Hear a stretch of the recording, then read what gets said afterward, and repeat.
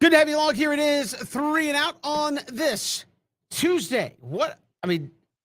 Everything happens right after the show's over yesterday, and we'll get to that regarding the Atlanta Braves, the Braves and the Phillies coming up tonight. There'll be some new faces there in Atlanta, some familiar faces there in Atlanta, and we'll get to that coming up here in just a little bit. We'll talk to Gaurav Vidoc, Battery Power on SB Nation, about all that's happened with the Braves coming up later in the show. But also on the show, we'll chat with Jason Fitz, ESPN Radio. It's been a wild couple of days around the National Football League. Owners getting suspended, fined. Deshaun Watson, Jason Fitz, ESPN Radio, will join us coming up in the final hour of the show. And we'll talk with Rich Stiles, as we do every Tuesday. A lot around the world of golf. Davis Love III sounding off on the LIV Tour and what maybe the PGA players, tour players' response should be towards the LIV players. Also, Robbie Ross, voice of Paulson Stadium, will join us. We will talk some college football with him. But guys, we hadn't been off the show a couple of minutes. Almost literally. I'm in the car about to pull out the parking lot, and Ben goes, "Hey, man, did you catch Austin Riley?" And I was like, "What are you talking about?" He goes, "Braves just locked him up. 10-year deal, $212 million for Austin Riley. 10-year deal, locked him up. Dansby Swanson, Max Fried, got to be on the list." And you hear from folks covering the team saying, Liberty Media saying, Braves are selling out. Braves are bringing fans to the ballpark. The Battery is doing well because of that, which Liberty Media owns those restaurants and things around there. A team is obviously selling merch. They're competitive. They're contending. We're willing to spend money. Why? Because we're making money. Hand over fist. And some reports that the team's willing to live in that top 5 payroll range has to be encouraging for Braves fans after you make this kind of deal. So for your keeping score at home, Ronald Acuna, long-term deal. Ozzie Albies, long-term deal. Matt Olson, long-term deal.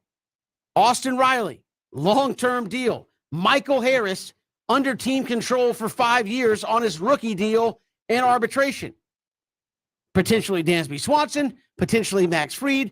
And fellas, you could have locked up every major piece for this team for the next 5 to 6 years, guaranteed, and basically ensuring you're going to be a contender. There's not going to be a lot of 50-win seasons. You're not going to look like the Baltimore Orioles. You're not going to look like the Detroit Tigers having to go through a rebuild, like the Pittsburgh Pirates, like the Cincinnati Reds.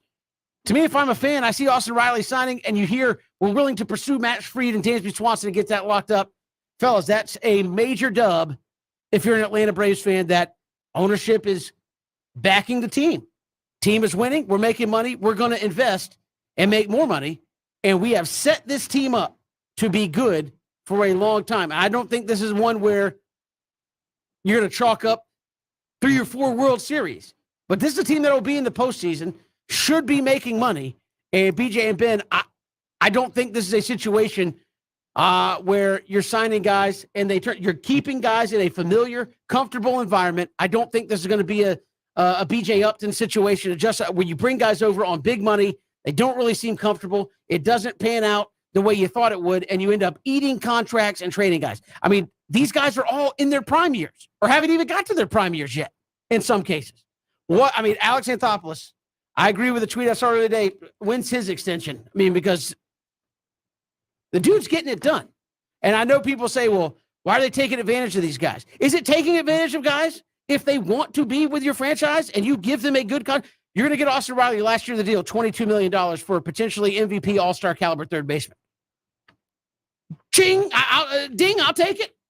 Right now, that's a steal if you're the Braves. And it's, $22 million. I don't know, as Ben said, let's not act like you're hosing somebody with $22 million. I'm glad you said that before the show. Like, we say this thing is like, oh, the Braves are, giving him a raw deal. He's only getting $20 million. Okay. $20 million. They didn't have, much like I said with Acuna, Ben, they didn't have to do this. They could have waited. No, they're not giving him $22 million. They're giving him $212. All guaranteed. So, BJ, look, I get what you're saying, but once again, in a league that doesn't have a salary cap, when you're trying to always compete with the Dodgers, with the Yankees, and I'm talking about teams that have won it or are good enough to win it, you are doing it, and he's not. And once again, people like Alex Anthopoulos. No, Alex Anthopoulos, this is not Alex Anthopoulos' money. He has to be able to do things in the confines. So this goes all the way back to Ozzie and Ron LaCunha. They did not have to do what they did, but they did do it. You know who don't like that? The other 29 teams. They go, hey, dude, don't start doing that stuff because that's a reflection of us. As soon as the guy's really, really good, they don't expect to come out of their rookie deals and go straight into arbitration. Well, they ain't going to arbitration. They gave them. So right now, Ron LaCunha, while he's waiting to get his money, is already getting paid. He's getting $10 million. Ozzie getting his money.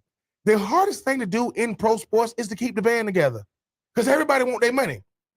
This time last year, a couple of years ago, we're a couple of years removed from saying, hey, Austin Riley, man, is he ready to be the everyday third baseman? He's out of the World Series, coming off an MVP season, adding to that, and now he's going to make $212 million. They're giving him $212 million. Life is working out pretty good. Don't let the Juan Sotos of the world, don't let the Tatises of the world, y'all need to get past those type of deals. Look at those teams, right? I'm not saying the guys ain't worth the money, but Austin Riley, he's at a team that he gets to be himself, get a chance to be an MVP, likes where he plays, like who he plays with, and all these things got to factor in. And yesterday, he's going to get $212 million. I don't know what you're going to be doing 10 years from now, but I know that Austin Riley's got $212 million coming. That's no matter what, and that's no matter what happens. We don't know if he's going to be good in 10 years, but he's going to get his money. That's the thing. I can't project a year from now. 10 years? I don't know how the world going to look 10 years from now. I don't know where I'm going to be 10 years from now. Hope to still be here, healthy and strong, but a 25-year-old man just signed for $212 million. What are we talking about? Like what? Like Alex Anthopoulos is saying, look, I got to make it fit the way the Braves do it. This is the way the Braves do it. Guess who's still the biggest contract for a one-year deal with the Braves? It's still Josh Donaldson. He still's got the most money ever for 1 year. Where is he at? He's with the Yankees. What hasn't he won? He ain't over here with the Braves winning. Because BJ, Kevin, the thing about it is you got to like where you work, who you work with, and get my money. That check yesterday for Austin Riley. Well, I think that's one of those things I was talking with Christian earlier today is, are we reaching a point where the money is so outrageous? I say outrageous. I mean, who am I to say? I would, but I mean, the money is so good. We see in the NFL, the money is good. People retiring early. Are we now seeing a point in Major League Baseball where people say, do I want to be a franchise legend and get paid? Or do I want to be Mike Trout, who is a great player, has a huge contract, but has been in 3 playoff games? Why? Because his team's spending a lot of money.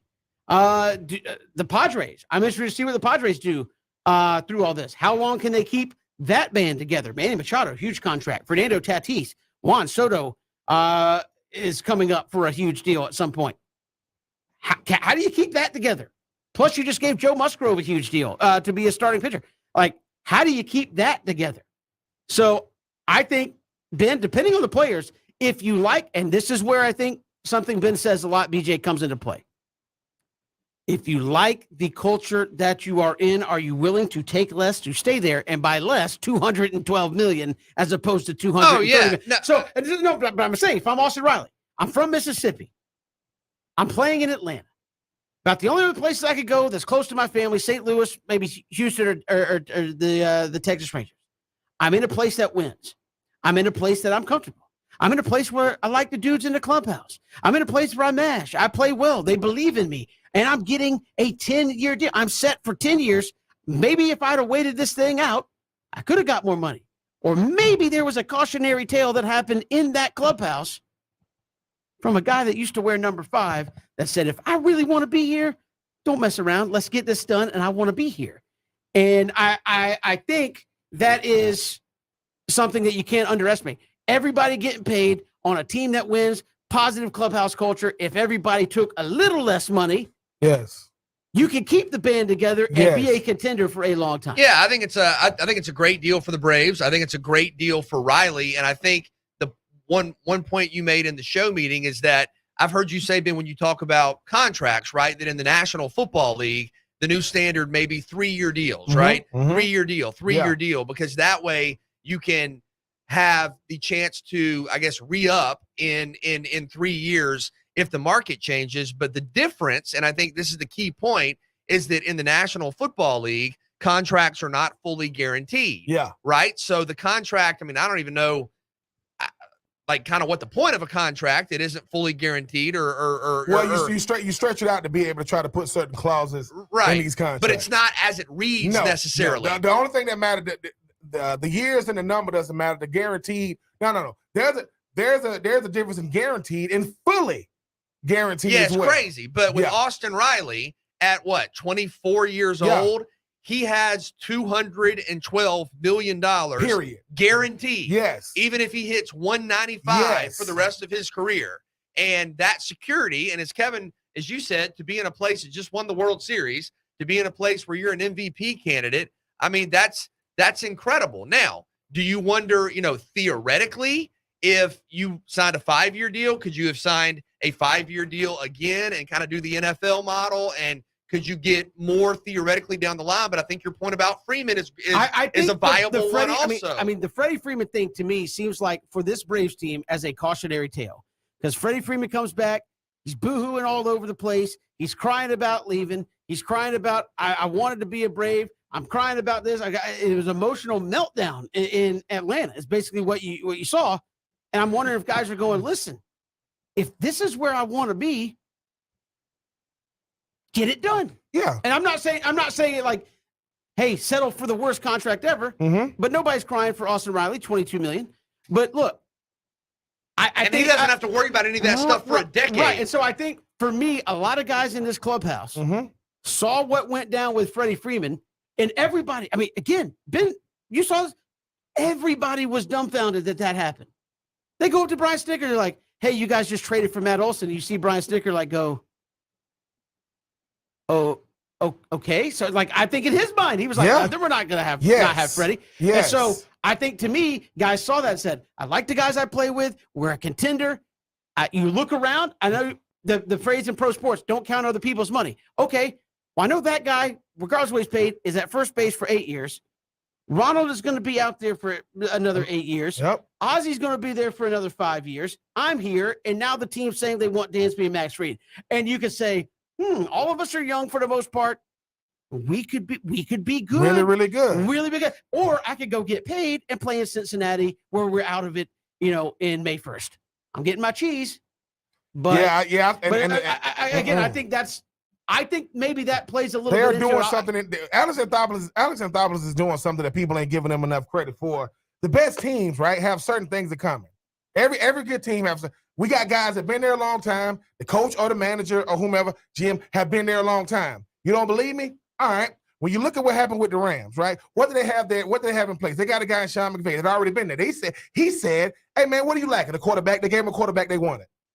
He said, I'm lacking one guy, right? Boom. You look at what goes on with a team like Pittsburgh, right? They've never had a losers. Mike Tomlin never had a losing season, right? Because the culture is there, right? Check. Now they got to see post Ben Roethlisberger, right? Look at Nick Saban. There's only one coach in the SEC been there longer than Nick Saban. That would be Mark Stoops, not Kirby. When you talk about baseball, the hardest thing to do. Look at what Mark Stoops has done for Kentucky football as a consistent if we look at it based off what a team can do, Mark Stoops has done a better job at Kentucky than what Nick Saban can do at Alabama because he can't win it. Kentucky's not going to win it. We know that they're not going to win it. BJ, we said this. We thought that when Benny Snell Jr. and Josh Allen came through, was going to beat them on 9-win seasons, and they still doing it. Why? Because they added a passing game. They might be the second best team in the division this year. So what Alex Anthopoulos is doing, he's saying this. Listen, you don't think I got a good coach? Yeah. Look at Freddie Freeman. Have you ever seen a tribute like that? Have you ever seen a guy boo-hooing? And BJ, we talked about this. If the agent knew that he was going to take the counter offer, that's why he didn't tell him. Let me ask you this about all the Let me ask you this about all the contract stuff, because one of the big storylines with the contracts leading up to the trade deadline has been Juan Soto, who obviously now is with the San Diego Padres, turned down $450 million. Yeah. Has that kind of created an unrealistic standard for, like, when you hear $450 million, I mean, you're talking about $500 million. I mean, has that kind of created an unrealistic standard when you think about contracts for guys, or how do you kind of process that? No, because I think we're talking about 1 in a million talent, but it goes back to what Kevin's saying. Why are you going to get your money, right? Until the Padres win a World Series, we talking about a bunch of guys that's really, really talented on the same team. Because You got to weigh out the averages. You saying to yourself, look, Juan Soto, 450 million. Yeah. No, what's scaring people is, hey, and me and Kevin talked about this. What is it about is Ronald Acuna? When it comes time for him to re-up, right? They just say the Braves give him 300, right? They haven't done it wrong. Why? Because they already gave him 100. They already gave him 100 million. What happens in these situations is, show me a scenario that the highest paid players are winning World Series. You can't. Why is that? Because if I'm giving two guys 50 a piece, I can't give other guys much. Has Trout been in the playoffs? He's 3 games. The baseball is the only sport that the best player in the sport hasn't won a championship. You can't say that in soccer, you can't say that in football, can't say it in basketball, can't say it in hockey. Why? Because Mike, no one's gonna bat an eye when Mike Trout gets 700 million. Nobody gonna bat an eye. They're not gonna win. Guess what? And Shohei Ohtani is something we've never seen in life.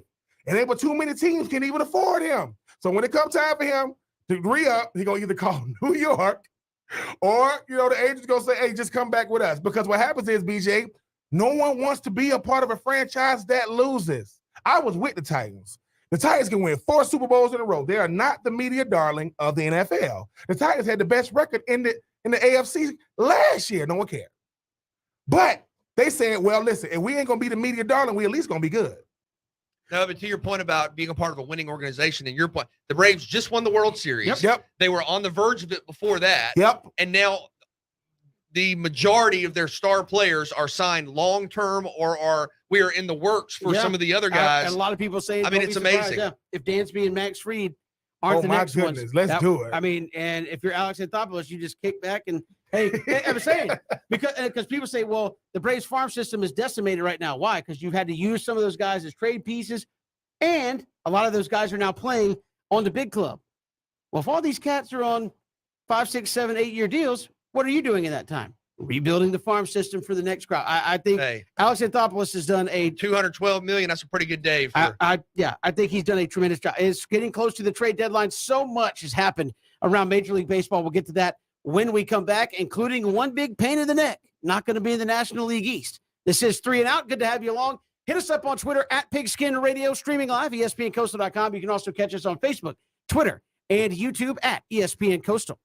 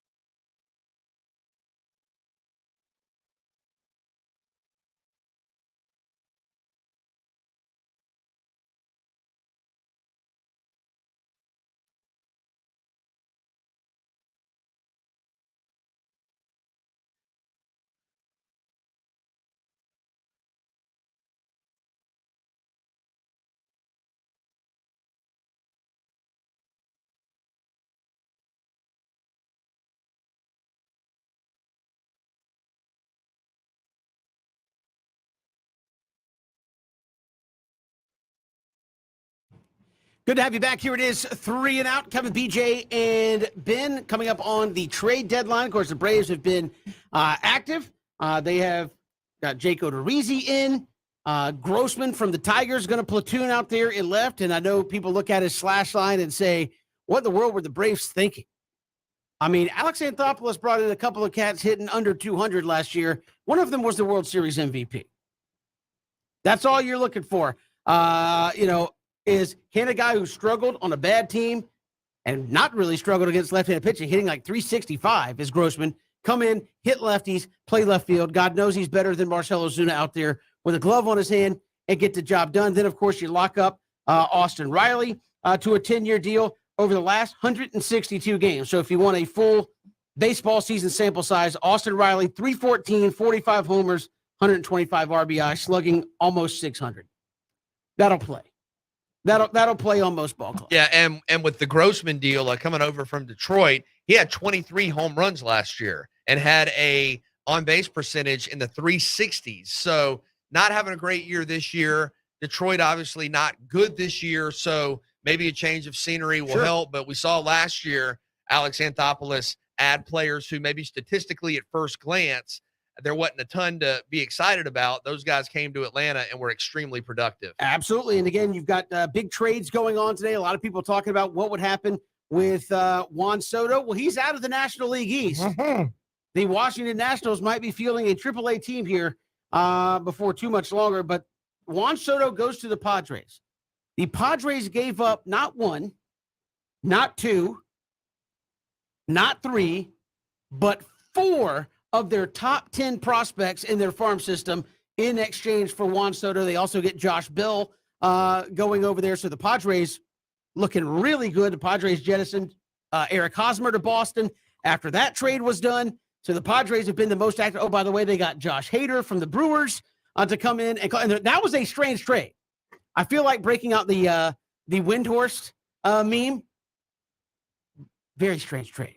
Very strange trade. Because, I mean, the Brewers in first place, and you traded a dominant lefty bullpen piece in a pennant race to a team that you might have to play in the postseason in the San Diego Padres. So, man, has it been an active 24 hours here on the trade wire? You still have a few more hours. We'll see if Alex Anthopoulos has any more magic up his sleeve before it's all said and done. And I guess the Soto trade motivated by the fact that he turned the deal down, and Yeah. I guess Washington doesn't feel like they're going to be able to sign him. Well, So, bro, you turned down $445 million. I don't feel like I'm going to sign you either. right. You offer him the richest deal in Major League Baseball. He says, nope, okay, it's trade time. Like, I don't know what else we'll you see do. what happens with San Diego. I mean, does he end up signing long-term with San Diego? If they or want is to, this hamstring themselves for or- even more Or down is the this line. is this a run at a World Series, and then when Soto becomes a free agent, he hits the market again? I mean, it's interesting, and I don't know how to identify,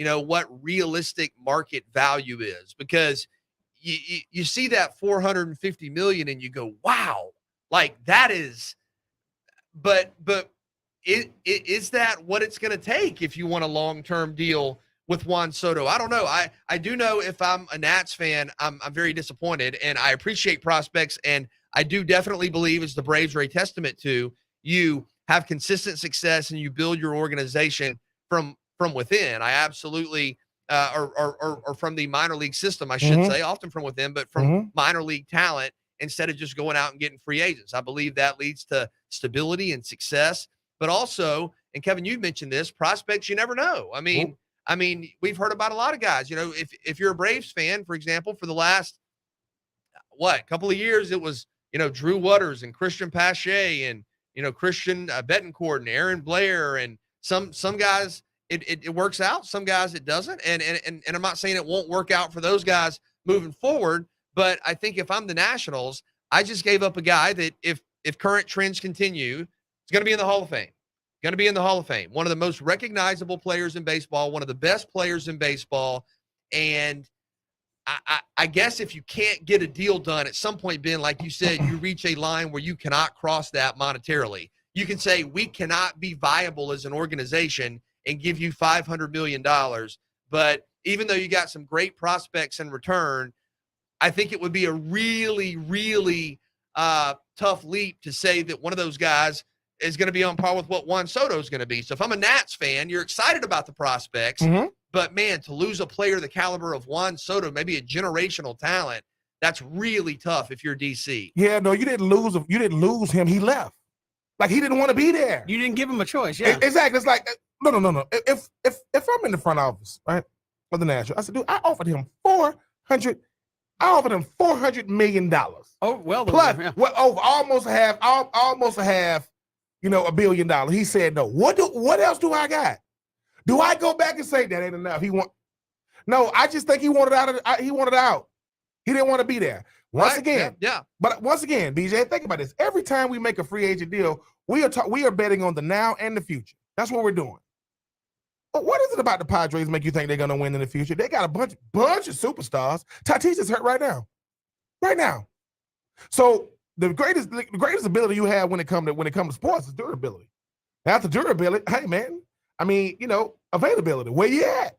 I'm just asking as a Nats fan. It still stings. It stings. And you're glad as a Braves fan to not have to, Yeah. go up against Soto, Yeah. every couple of weeks. But as a Nats fan, can you sell yourself, at least in terms of trying to be optimistic today, that, No. hey, we got elite prospects. No. We You got, have elite prospects, but they haven't played yet. No. That's This is amazing. the Nats come. This every year with the Nats is one thing. It's one thing. When I think of the Nats, I think one. It's Strasburg pitching.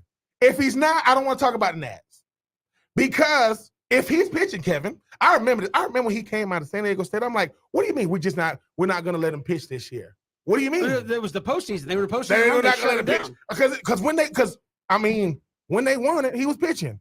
If Strasburg, it's almost like, listen, as Strasburg goes, the Nats go. Juan Soto, incredible player, incredible talent. But I don't know what he think he's going to get. That's the thing. What do you think you're going to get? And sometimes you want the big dollars. I get it. I remember when Carlos Stanton, I hope I'm saying his name right. When he got his deal, people thinking, "Do you see that deal?" And since then, people laughing at that deal. And it was a huge deal. But you know what that did? That got him up out of Miami. what do y'all think is, and I'm just curious because we were talking in the show meeting about when Soto does become a free agent, kind of how does San Diego, with a number of moves, Yes. has gotten rid of the vast majority of their highly ranked prospects. You were showing me a tweet. I mean, when it and Soto 4 is of their top 10. yeah, Soto is under control, I believe, for next year. But then the year after that, I mean, what is the market going to be? Well, I mean, if you legitimately turned down, it was 15 years, $455 million. I mean, like somebody said, are we talking $500 million? And again, you're talking about. But a guy how many who is teams? But how many teams is that even There's not. realistic for? It's not. 1, 2. There's like 3 or 4 maybe. And no. And the thing about the Juan Unless Soto the thing, team gives him a big deal like Detroit with Miguel Cabrera, but then it's like, hey, we have Miggy, but we got nobody else because he's making all the cheese. yes. So I mean, like these teams have budgets. They're trying to yes. get, but I mean, yeah, I mean, you could see a team. I think Miguel Cabrera is retiring. Maybe Detroit could go in and try to be a contender down the road. I mean, but you're talking about teams that need to spend money. I think a lot of people be hesitant to say, am I going to tie up a lot of payroll on one guy? Granted, he's very good. Yeah. And he plays every day, but in baseball, I don't care how good you are. It takes more than one guy, right? You can ride LeBron James into the playoffs. You can ride Kevin Durant or Steph Curry into the playoffs and try to win. As good as Ronald Acuna is, it took under 200 hitting Jorge Soler, Jock Peterson, and Eddie Rosario for you to win a World Series. And Tyler Matzik and Will Smith. Like, it takes everybody. Like, you can't just give it to one guy and say, we're going to go win. Why? Because you bat 4 times a night, and that is it. And that is, I think that's why the brilliance of Alex Anthopoulos a little bit on display, because you've locked up 4 or 5 big pieces, and it's going to take all of them in order to be successful. Yes. So Yes. I think teams are hesitant to give all of it to one guy and say $55 million. No. Juan Soto can do whatever he wants. Obviously, that's what he's doing. But you don't think popularity matters? Who's the leading vote getter in the National League? That would be a who? Ronald Acuna Jr., who's coming off a World Series that he was hurt for. Got to build your team. We got a lot to get to here on the show. We'll come back. We're talking some college football. We'll talk Georgia Southern. Robbie Ross, voice of Paulson Stadium, is going to join us next. It's 3 and Out on the Southern Pigskin Radio Network.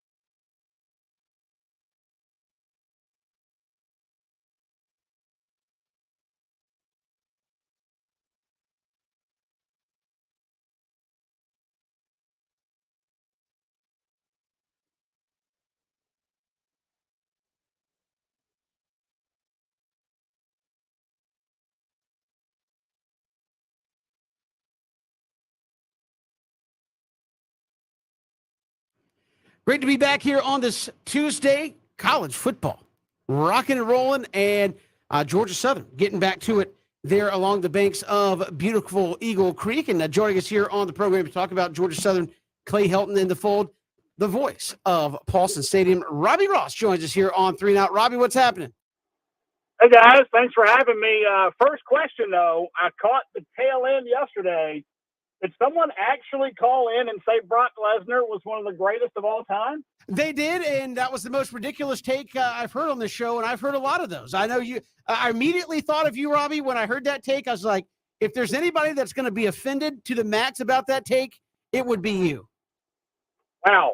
I don't even think Brock Lesnar's in the top 25 of all time, but that's just my opinion, of course. But since you started it, we'll talk Georgia Southern football in a minute.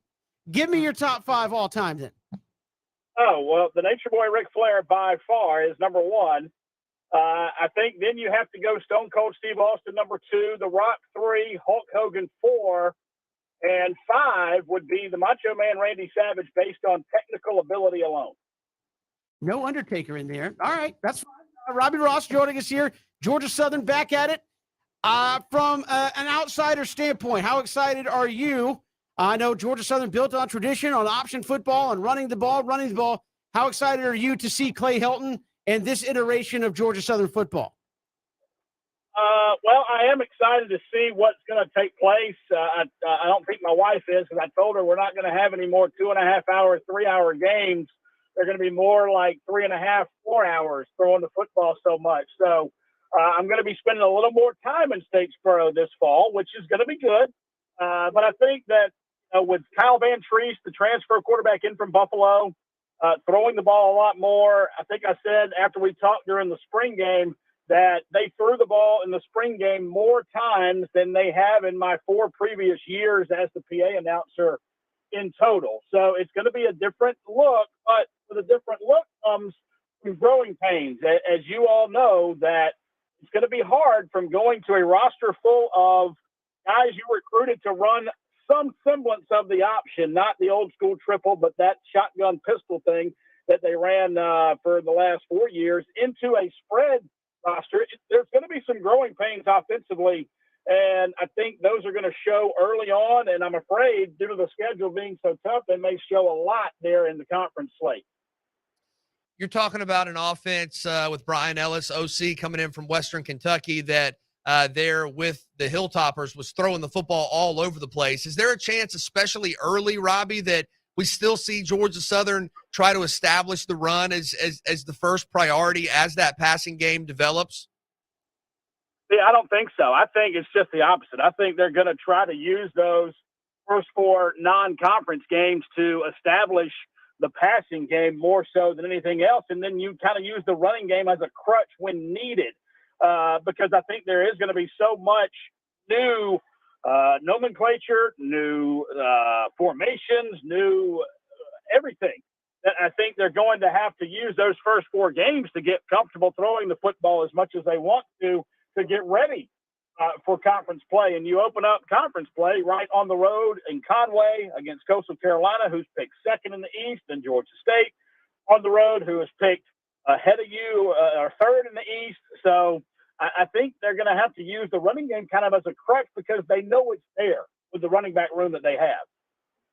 Robbie, you talk about this offense, right? You know it's going to be up tempo. You know they're going to want to, throw the football around. Is this defense, though, built to keep them in games? Because the offensive identity is what it's going to take a little time. As you mentioned, it's going to definitely not speed the games up or slow them down. But is this defense built to be able to kind of play complementary defense while this offense is trying to find itself? I think actually, Ben, that and hopefully that this defense is going to be much improved from last year, because they're going to be seeing the spread every day in practice. Last year and years prior, team defensively, they did not see the spread in practice. They saw option, and it's hard to get a feel when you're just kind of playing against shells or air defensively. I mean, they're going to be seeing the ball thrown at them 60, 70, 80, 100 times a day in practice versus having to defend the option. So I think that will help this defense grow dramatically, but they're going to have to grow a lot big time. because they were not great on the back end defensively last year against the pass. And the majority of the teams in the Sun Belt East that you see are spread teams. So defensively, they're going to have to hold their own. But I think they're going to be better because, like I said, they're going to see it every day in practice. Robbie Ross, voice of Paulson Stadium, joining us here on 3 and Out. And Robbie, special teams has had a long track record of being really, really good. How good do you think they'll be this year? And is that something they can rely on to consistently help them out? I think so. Georgia Southern's had great kickers, as you know, with Young Ho and also Tyler Bass recently. Place kickers are pretty good, in a good spot. Brenton Williams from Richmond Hill is in that kicker room. Also, Anthony Beck, one of the best punters, if not in the Sun Belt, in the nation. He is nominated for the Ray Guy Award, has done a great job as a punter. And also Amari Jones as a return specialist, hoping to light a fire on that side of things, returning kicks. So they're going to have to rely on all three phases, especially special teams and defense, until the offense catches up with the new scheme. You've mentioned the schedule a couple of times. Of course, you're talking about a first year head coach in Statesboro in Clay Helton. A lot of excitement, high expectations. But how do you define expectations when there's some uncertainty with the transition and the schedule is obviously very challenging? Well, yeah, the Sun Belt schedule makers didn't do Coach Helton any favors. Of course, the Sun Belt East, I think, the second toughest division in all of college football behind the SEC West.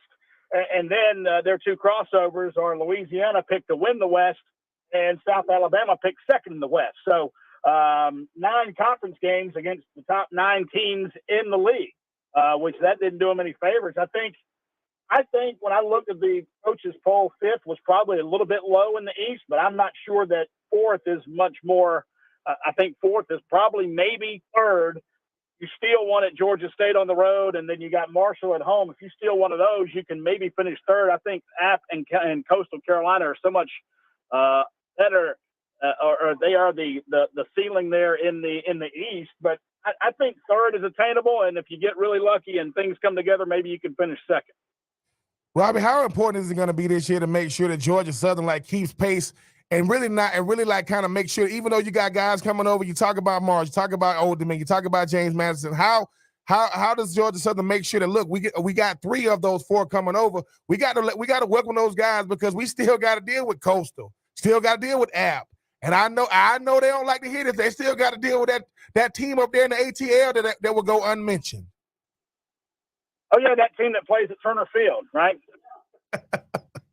Absolutely. I think that was part of what Jared Banco, the athletic director, his vision is. I mean, there are not many people in Statesboro that like the fact that Coastal Carolina has been, I'm not going to say has passed them because I don't want to use that terminology, but has been more successful as of late, that App State has been more successful as of late, and they hadn't played in a conference championship game.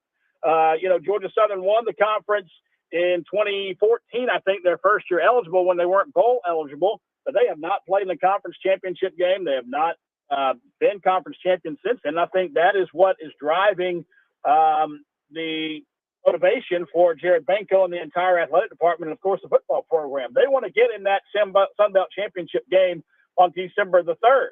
They want to play on championship Saturday and get to the best bowl game possible for the Sun Belt. And I think that is what is spurring all this on. And they want to go back to being, Georgia Southern, not necessarily triple option, pound the ball with AP and Jermaine Austin and that character, but be back to where the upper echelon in your conference is, that all championships related to conference, be it the Eastern Division or the Sun Belt itself, goes through Statesboro. And Robbie, to that end, you talk about Georgia Southern trying to get to that level, and this kind of lull with the program has hit at a time that the league itself has kind of taken a huge step forward, right? I mean, we've had several folks not in Statesboro and come on and say, look, I think the Sun Belt is the top G5 conference right now. So you're kind of seeing this trying to get a resurgence going. Meanwhile, the conference has taken a huge step forward on the national stage. Yeah, I agree. And yes, Georgia Southern has had a lull by Georgia Southern standards, but to your point, they have won 2 of the last 3 bowl games that they have played in. And so that has done nothing but help the Sun Belt overall as well. So even though Georgia Southern may not have been what many folks think Georgia Southern should be, when it comes to stepping out in non-league games, especially bowl games, they have been successful here in the last, like I said, 2 out of the last 3. Robbie Ross, voice of Paulson Stadium, joining us here on 3 and Out. Robbie, we appreciate the time. Thanks so much. All right, guys. Thank you. Robbie Ross joining us here. Eagles back at it there in Statesboro for fall practice, and the countdown is on. It is 3 and Out all across the Southern Pigskin Radio Network.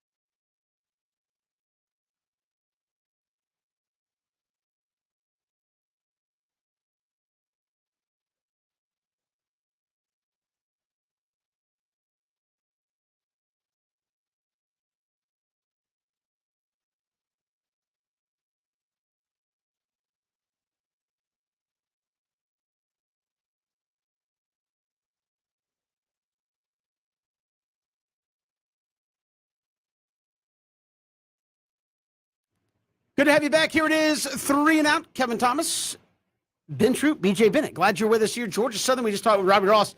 Interesting start to the season. Morgan State to open things up. Hopefully you get your feet wet in that game instead of, And then you go to Nebraska, and Nebraska hasn't been great shakes, BJ and Ben, but I think they expect to take a step forward here in 2022.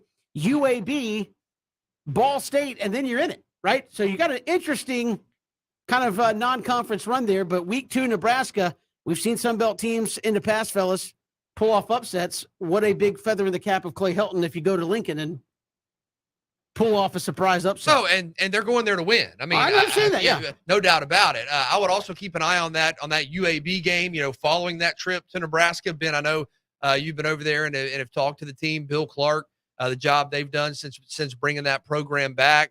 But that Sun Belt schedule, as you heard Robbie say, you're basically talking about the 9 best teams in the league. You have Louisiana, of course, Appalachian State. You've seen them mentioned in some preseason top 25 polls, along with Coastal Carolina, who brings Grayson McCall back, one of the top quarterbacks in college football. So a big-time challenge, but with challenges come opportunities. The two hardest coaching jobs in college football this year, you could say, could come from the same state. Jeff Collins with Georgia Tech, Coach Clay Helton coming out of Georgia Southern. They did not do you guys any favors with that schedule. They certainly did not. We got so much to get to here on the show. Take 3 coming up right around the corner. Also, we'll talk some golf with Rich Stiles. A lot going on there with the Live Golf Tour, PGA Tour upping money. Davis Love III sounding off on the Live Golf guys, and more. Gaurav Vidog, Battery Power, will join us just after 5, talking all the trades that have happened with the Braves and more. We'll hear from Jason Fitz, ESPN Radio, and we'll hear from Ben Ingram, if you missed it, with our own Christian Gokel later in the show as well on all the Braves news. Take 3 coming up next.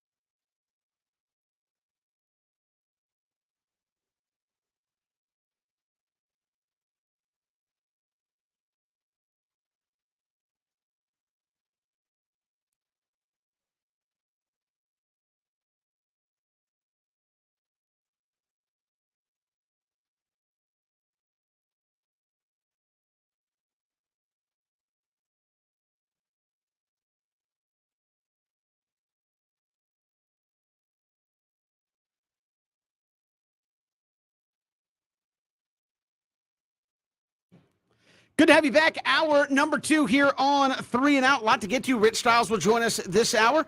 Also look at the NFL. It's back on Thursday. The Hall of Fame game, although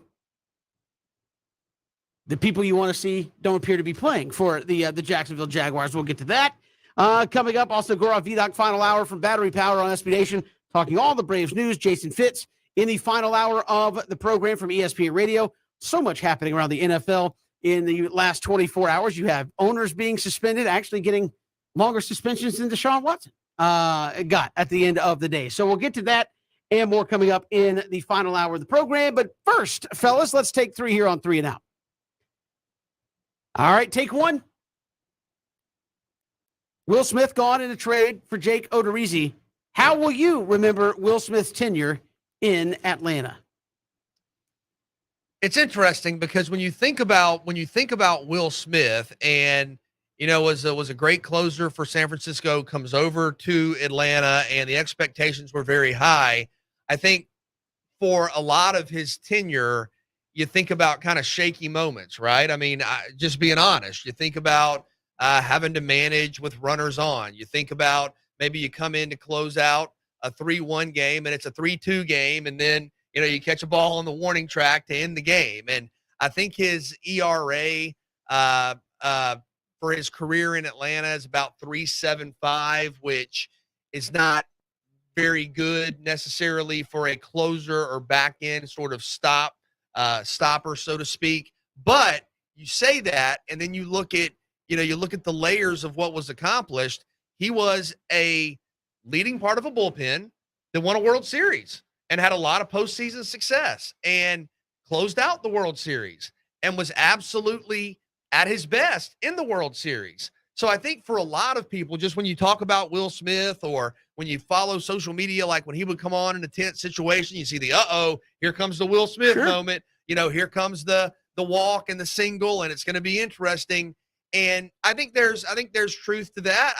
A 3.75 ERA is not where you want to be if you're a closer or in that role. But when it mattered most, he was at his best and got the World Series ring, helped the Braves make history. So I think for a lot of people, and probably myself included, your first thought might be a little bit of a disappointment with kind of the salary and what the expectations were. But then when you take a step back and go, nope, won a World Series, helped the Braves become a postseason fixture, helped the Braves, become one of the more dominant teams and ultimately the most dominant team in baseball, and had an important role in that, you have to say it was a successful tenure. It was a very successful tenure in some regards. So he's an interesting guy, traded in the deal with Houston, but I think you have to always remember that World Series and how he pitched at the end of that postseason. When Will Smith first got acquired, I asked Kevin, what is Will Smith here to do? He says he's here to pitch in the postseason. That's all Kevin said. He is here to provide what he can bring, in the postseason. BJ, you are wearing a shirt that got Jocktober on it. Oh, yeah. Right? Why is it every time we see Soler, why every time we see Rosario, why every time we see Jock Peterson, we can't wait, to greet him. What's up, Jock? I'm sorry, none of those guys pitch. None of those guys do what Will Smith did. The reason why people are asking how we're going to remember Will Smith, the baseball is like Eli Manning in football.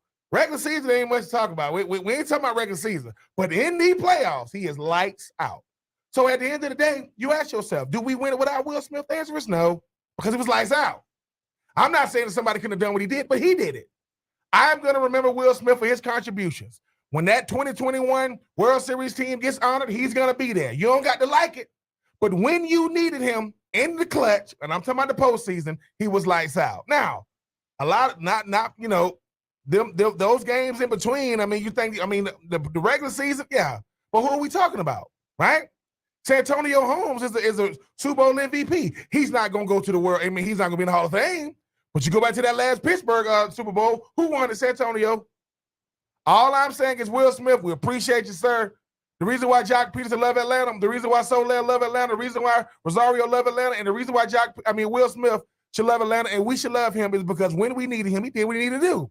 I just think that how soon we forget. My goodness. Will Smith was like, what? All I did was balled out in the postseason. We can't appreciate that. I mean, what can you appreciate? Appreciate Will Yeah. Smith, man. But like you said, Kevin, he did two things. One, he won in the World Series, and he became a tradable piece. We have You the say shor- that's how you get Yeah. guys, tradable pieces. He didn't know he was one of those guys. Yeah, we have the shorter memories than we ask our athletes to have. Certainly when it comes to no, I mean, look, Will Smith. The farther you get away from the team, you remember the good stuff, and the good stuff is, dude was 6 for 6 and save opportunities in the postseason and nailed down the World Series. The end. That's all I need to know about Will Smith, and that's how I remember him. Look, was he awesome at times in the regular season? No, he was not. But how will I remember Will Smith? Dude was money. I mean, Tyler Matzek's career up until last year wasn't a lot to write home about. And we got shirts talking about other stuff with Tyler Matzek and how he was money. Right? I think Will Smith, you remember the same way. Will Smith was part of the night shift. The night shift were dudes that when they came in the game, it was over. And it was. In the postseason, couldn't have done any better. That's how I remember Will Smith. The end. Moving on. I'm talking faster than Jimbo today. Moving on, take 2. Rank the following NL teams after today. We still got an hour and 50 minutes and 10 seconds until the trade deadline. But Dodgers, Mets, Braves, and Padres. Padres made the big move for Juan Soto. The Dodgers have made a few small moves. The Braves have made some moves. The Mets trying to make some moves. Rank them out. How you think they stand after today? Wow. All really good. And I mean, those are your, along with the Yankees and probably the Astros, those are probably your World Series favorites right there. I think you go Dodgers 1. I mean, look, they're number 1 in the majors in team ERA. They have every all-star. I mean, Freddie Freeman might win the MVP with LA. I mean, Mookie Betts, the roster's just ridiculous. Look, Kevin, you said the other day you think the Braves are going to overtake the Mets. I know a lot of people do. I'm optimistic that there's a chance that happens, but I'm also, I know what I'm saying, but just if all talking it people on out. this show to say it's not going to happen, it would be you. Well, no, I'm not saying it's not going to happen. I'm saying right now you're what? I haven't checked. 3.5. 3.5 out. Isn't DeGrom set to pitch for the first time on Saturday this weekend?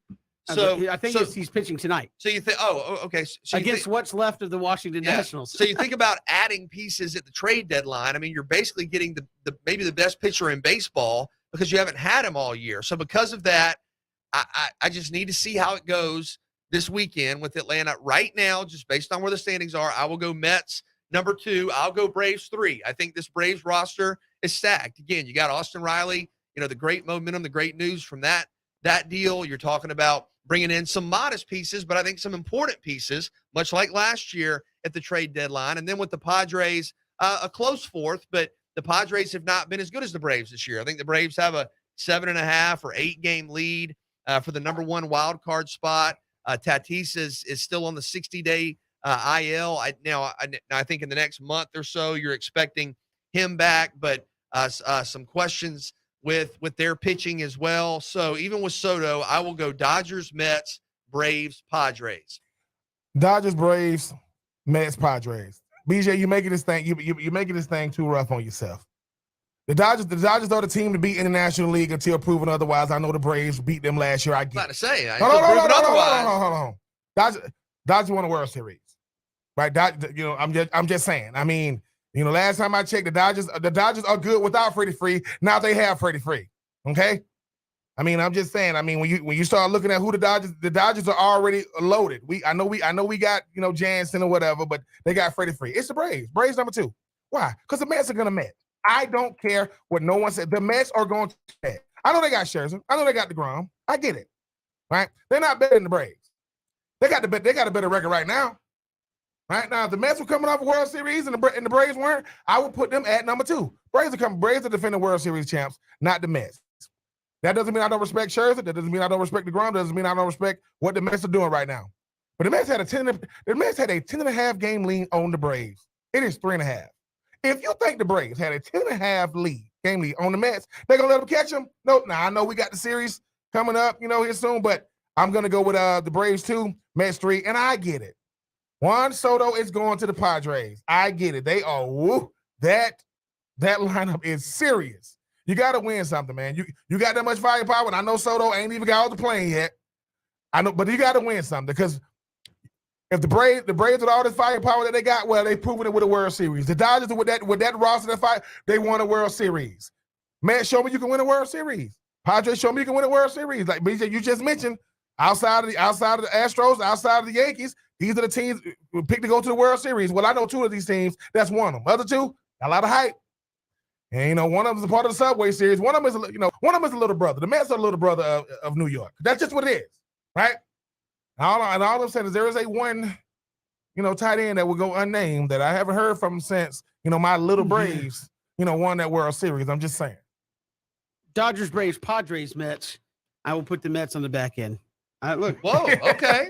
Tell I'm just gonna be real. Until the Mets do it, the Padres have been in the postseason a lot here recently. Dodgers, obviously. Braves have. What have the Mets done? The Mets, mind you, celebrated a World Series for practice at spring training 2 years ago. How did that work out? I understand. All I'm saying is the nail healthy Scherzer DeGrom worries me. Can I steal a BJ Bennett quote? You know who practices celebrating the World Series at spring training? That's what losers do. I'm just saying. Steve Cohen, glad you bought the Mets. That's great. You got $1 billion, but you own a franchise that practiced celebrating the World Series in March last year. Yes, I am. Meanwhile, the Braves actually, they celebrated for real. I mean, I'm just saying. The Dodgers celebrated for real. Even if you want to call it short season, 60-game COVID year, but they still won it. Yep. I believe it when I see it. Sorry, Mets. They've spent a lot of money before and didn't win. A whole bunch of invisible championships going on. They had an invisible championship in Orlando. It was since the 80s? Was the 86 Mets the last one to do it? I mean, Mike Piazza was looking around going, what the hell y'all doing, Mets? Don't do this. Don't ever do that. Just saying. All right, moving along. Take 3. Jags open the preseason on Thursday. Jags fans get excited. Jake Luton going to be the starter at quarterback. What are realistic expectations for Jacksonville this season? All right. I might have got a little bit excited earlier today. Might have. We were talking about this, and I was like, look, man, you have 17 games. Could you get close to 500? Could you get to 8? I mean, okay, I want to say this. And I almost fell on the floor. And I think we all agree, okay, you have a much more stable coaching situation. Yes. You have 100%. you have a head coach that has won a Super Bowl. And I think based on what you were able to do in the draft, what you were able to do in free agency, you have a much more balanced roster. Mm-hmm. And, you look at the roster and you think about guys that haven't been there. I mean, Christian Kirk, Travis Etienne healthy, Zay Jones, Evan Ingram, Brandon Scherf, Folo Fatukasi. You're talking about Devin Lloyd, Foye Olokun. You're talking about Travon Walker, Darius Williams. I mean, you went out and made some substantial additions to a roster that already had a lot of young talent. I mean, this was a team that was going to get better anyway. Now, I will take a step back. I was getting a little excited. Ben, you're saying, hey, the culture going to be even better with Matt Ryan. Think so. The Titans are the Titans, maybe the standard in the division. But I think what we've seen the last couple of years is going to be improved upon notably. I mean, the organization was a mess last year. I mean, the Urban Meyer situation, playing That's under that, disrespectful to mess. playing true, You ain't lying. playing with I'll that. take any mess over that one. So I think to sit here and say even a very incremental increase. I think for people to say 3 or 4, I don't think that's given enough credit to Doug Peterson coming in and to the roster changes that have been made. I will say I think Jacksonville will win 6 or 7 games this year, and I think they have the talent to do that. Again, Ben, I know you love the linebackers. You love the linebackers. Okay, absolutely. I think Evan Ingram, you bring in Christian Kirk. Yeah. I mean, Etienne probably is both a runner and a receiver. You're going to have more weapons for Lawrence. I will say 6 or 7. 6 or 7 wins for a team that picked number 1 overall back-to-back season would be, I mean, wow, that's almost, I mean, obviously, the closer you get to 500. This is what I would think. This is what I would look at when I think about the Jags. Stability. The hardest thing before you can, the first thing you have to build in any team is culture. But before you can do that, you got to have stability. The best offseason pickup for the Jags this offseason was not a player. It was Doug Peterson. You're getting a guy that's going to stabilize everybody, treat everybody like men, put you in a professional working environment, a healthy working environment. Because instability and just, just not being consistent last year was the Jags. Now, Trevor Lawrence, you get a healthy Travis Etienne, you get James Robinson, you get Evan Ingram, you're talking about Zay Jones, you're talking about Christian Kirk, you're talking about the Jones brothers. I mean, y'all can have a freaking lineup of just Jones receivers running out there. Laviska Shenault, Travon Walker, you number one overall pick. You talk about Josh Allen. Young teams have to understand, dude, it's going to be rough before it gets better. I'm speaking from experience. When the average age is 22, 23, and these are key contributors, we will see. I think the Jags are going to be better. But when the GM comes out saying we're not going to pick number one, well, hell, you're going to pick number two? Because you're trying to get closer to that. Because the thing is, 3 wins, 4 wins, 5 wins. The hardest thing to do in the National Football League is to win consistently. They got to figure out how to do that. Matty Ice going to the Colts going to make life tough. And until proven otherwise, you got to tackle that monster in Tennessee. You got to do it. I'm not saying the Jags won't be better this year, BJ. I just think that the one thing it's a young man's league, and they have a lot of young players. I think they're going to have a shot. If they get 7 wins, man, that's going to be, you talk about, I know it's not going to happen. That's coach of the year type stuff. When you look at where they were, I got to see it to believe it, but I do think the Jags are going to be much better this season. I think Trevor Lawrence. So what are you saying, 5, 6? What do you? I give them 5. Because this is the thing, BJ. We're just talking about the division. Who are they playing out of the division? I don't know. I just think 5 and 12 would be a disappointment, given the draft, given the coaching change, given the free agent money you spent. I don't know if I'm willing to be as ambitious as you. I would say 6 and 11 would be realistic. Could happen. That should get you out of the top 5 picking, which I think, as Ben said, you want to get out of there at some point. Yeah. Just get removed from that because you're associated with being bad, and you've had back-to-back number 1 picks. I'm going to say 6 and 11, get them out of the top 5 of the draft, and we'll call that a successful 2022 season. So much to get to here this hour. We'll talk some golf when we come back. Rich Stiles, host of the Back Nine Boys Golf Show, will join us. Live Golf continues to be at the forefront. Davis Love sounding on that as well, and Rich will join us next. It's 3 and Out on the Southern Pigskin Radio Network.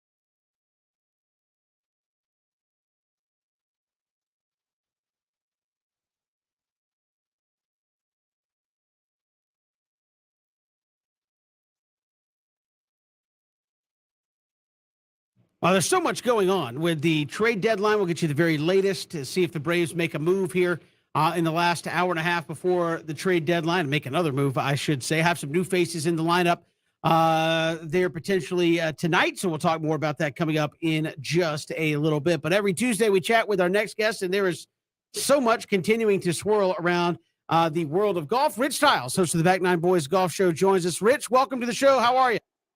I'm doing great, guys. Thanks for having me on. Again, you had Davis Love III. Rich, I know you get tired of talking about the Live Tour, but it keeps coming up in the news. Davis Love sounding off on the Live Tour, saying if these guys are allowed to do it, PGA Tour guys should boycott the majors. I mean, is that something that would the players even consider doing that? I don't know. I mean, Davis is a pure PGA Tour guy. I mean, he's been on the tour for many, many years. He's won 21 times. He's also the President's Cup captain that is coming up in a couple of months. And I just think Davis and a lot of us are just tired of the battle between the two tours. And, that is an option. I'm not sure that option would be something that everybody would take a look at on the PGA Tour to boycott the majors, because that's why they're still on the PGA Tour to play those. But it has on social media created quite a stir and quite a lot of opinions.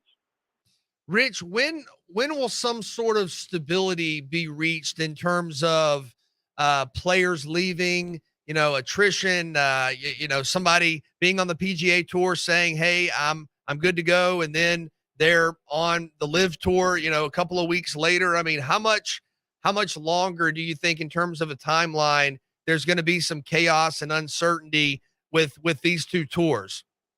Well, BJ, by the way, I'm glad you're back. It's good to have you back. Thank you. I think that you're going to see some more announcements coming after the FedEx Cup at the end of August. And then there's going to be some that may make an announcement on both sides after the President's Cup. And then I think you're probably pretty well done for this year anyway. With only 48 players and a shotgun start on the Live Tour, there's not many more slots for them to fill, and find other slots for those players that had been playing that are now being moved to a development tour of whatever Live can do, Asian Tour, whatever. But I think you're going to see some more movement right after FedEx. Rumors are Cam Smith might go. Other rumors, Cam Young might go. We've also heard, possibly Ricky Fowler. I don't know. I mean, I honestly believe that after the President's Cup that it'll settle down for a bit. Rich, Tiger Woods, $800 million declined the offer. How much does that help the PGA when you think about, obviously, it doesn't get much bigger than Tiger. It's not like, he's hurting for any money these days, but how much does it help the PGA Tour knowing that the face of golf decided to tell the Live Tour, thank you, but no thank you? Well, I think it does a lot, but I think a lot of people expected Tiger not to go because I think we talked a couple of weeks ago, there are basically two pools of PGA Tour players, one that are building legacies, Hall of Fame, Tiger, even though Phil went, that kind of, made that a little bit different. But I think Tiger's in that legacy, Hall of Fame guy, 15 majors, wants to win more, not sure that he's going to do that based on his body and other things. But I think it's huge that Tiger turned it down. I wasn't surprised that he did. Because Tiger, being the traditionalist and the competitive nature that he has, I don't think the same competitiveness is available right now on the Live Tour. Rich, before we move on from that, do you believe that number floated out there by Greg Norman that they offered between $700 and $800 million for Tiger? Yeah, I do. There have been reports, that it was very close to $1 billion, which that is pretty close to $1 billion. But the money is just ridiculous. There's just so much money being thrown around out there. We've talked before. It's generational money that'll be going to their kids and the kids after that, and probably the kids after that. And there's just a lot of money being thrown around with, at this point, nothing coming back in return for the expenses that the Saudis and the LIV Tour is pouring out a lot of cash, and they just want to have as many players as they possibly can. But I think there's one point. There's a lot of points, but I think the PGA Tour still has 19 of the top 20 players in the world ranking right now playing on their tour.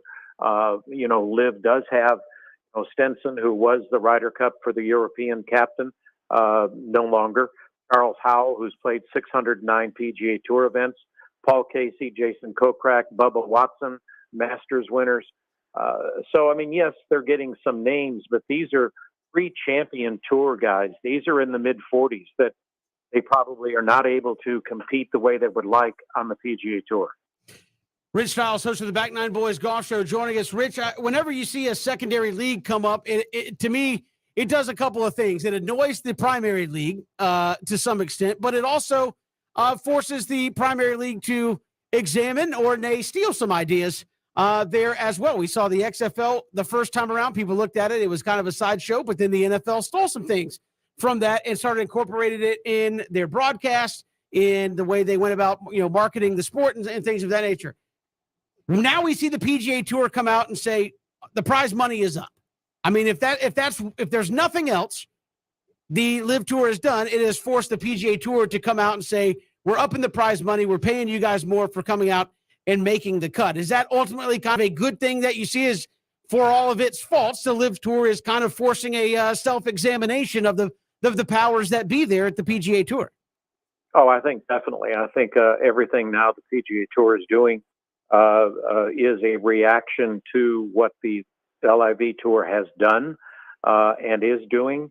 The PGA Tour, I wish, would have come out last year with a lot of these announcements, and it would have looked like they were being proactive and protecting their brand. Now, I think a lot of folks feel that it's a reaction by the PGA Tour, and it should have been done a long time ago. I'm glad that it's done, and it may mean that some of the guys who were thinking about it may not do it now.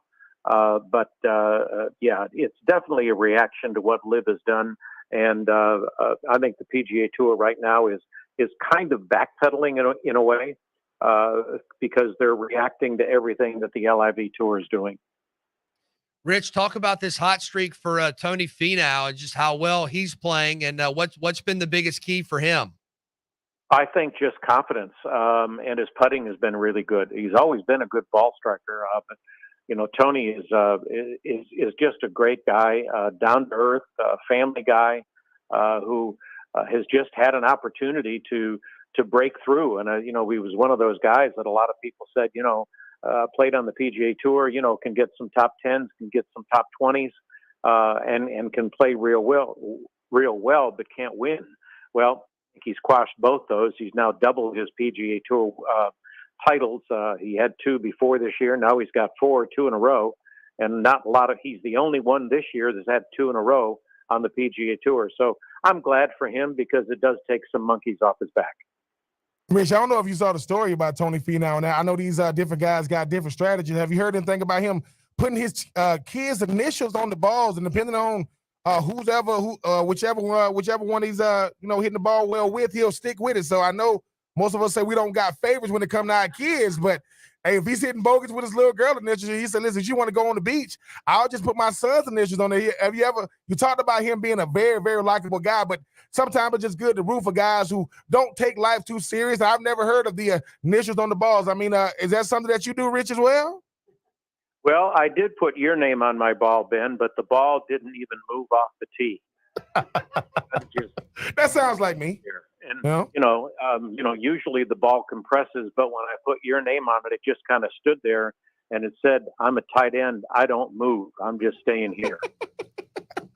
You're using the wrong type of balls these days, Rich. Man, we move a little bit these days. You want to know how I could have moved if I wanted to move? He wears number 8 for the Falcons.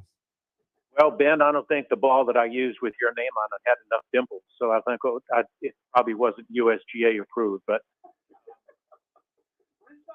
Back Nine Boys Golf Show, our guest here on 3 and Out. Rich, always a pleasure. We'll talk to you next week. All right, guys. See you later.